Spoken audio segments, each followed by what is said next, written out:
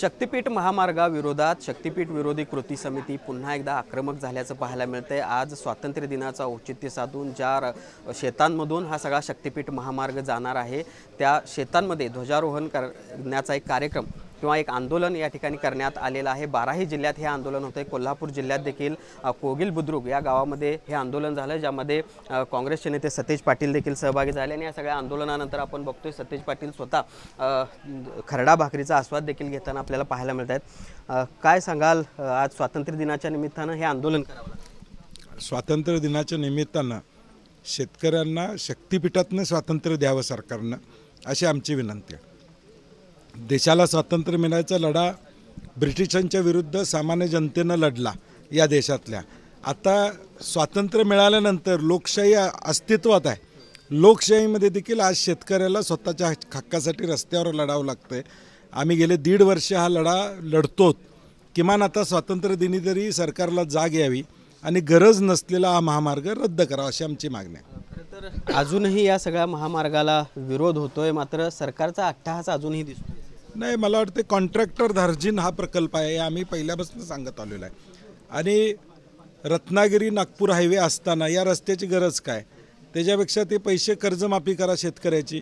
मुंबईच्या लोकलमध्ये दररोज 5 ते 6 लोक मृत्यू होतात रेल्वे क्रॉसिंग करताना, तिथे हे पैसे द्या। मुलांच्या शिष्यवृत्ती द्या, गरिबाला काहीतरी महागाई कमी होईल असं काहीतरी करा।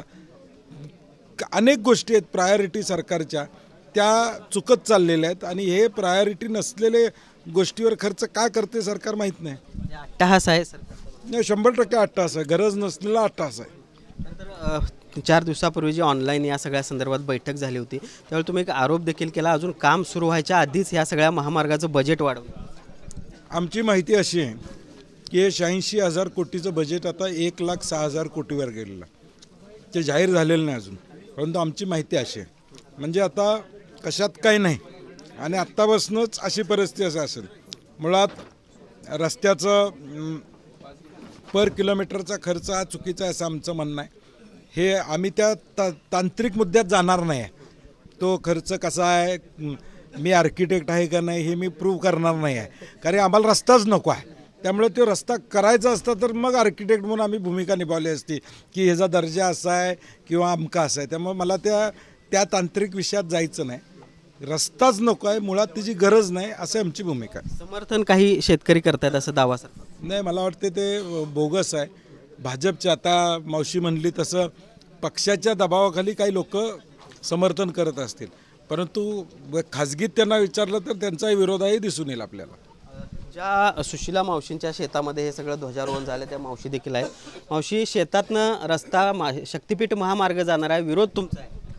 आज आंदोलन झालं, ध्वजारोहण तुम्ही शेतात केले, काय काय का विरोध आहे? काय विरोध म्हणजे आमच्या पोराटानं खायचं काय? याच्या अगोदर आमची 1 एकर गेली आहे या रस्त्याला, आता राहिले 5 एकर, ती बी सगळी जाते। मग आमची पोराटानं जगायची कशा? या जमिनीवर 8 ढोरं आणि 8 माणसाचं कुटुंब जगतंय। काय आम्हाला सरकारी नोकरी नाही कोण आमच्यात?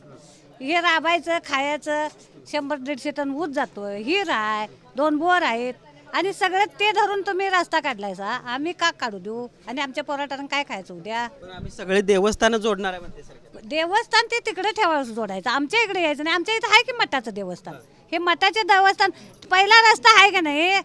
तिकडनं काढलेला तो देव जातोय, देवस्थानाची जमीन जाते म्हणून इकडे पाडलाय, तिकडे का काढला नाही? का तर तो भाजपचा आहे महाराज, म्हणून इकडे ढकललाय। आमच्यात का? आता तुमचा विरोध आहे, मात्र सरकार मोजण्या करायला लागले, बाकीचे मोजणी करायला आलेली कल गेल्यात, गणपती धरल्यावर गेल्यात पळून।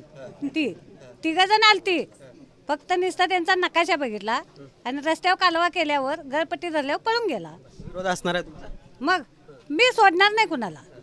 मी सकाळी 7ला आलो रानात, संध्याकाळी 7ला घरला जातो। मोजणी करा येऊन द्यात, रस्ता करा येऊन द्यात, मी सोडणार नाही त्याचं।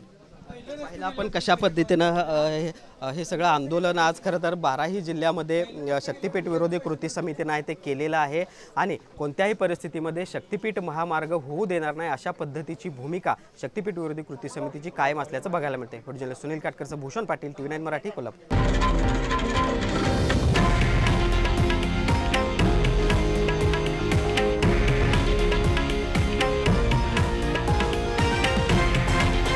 हे आहे देशातील नंबर 1 न्यूज नेटवर्क आणि आपण पाहत आहात TV9 मराठी, एकमेव.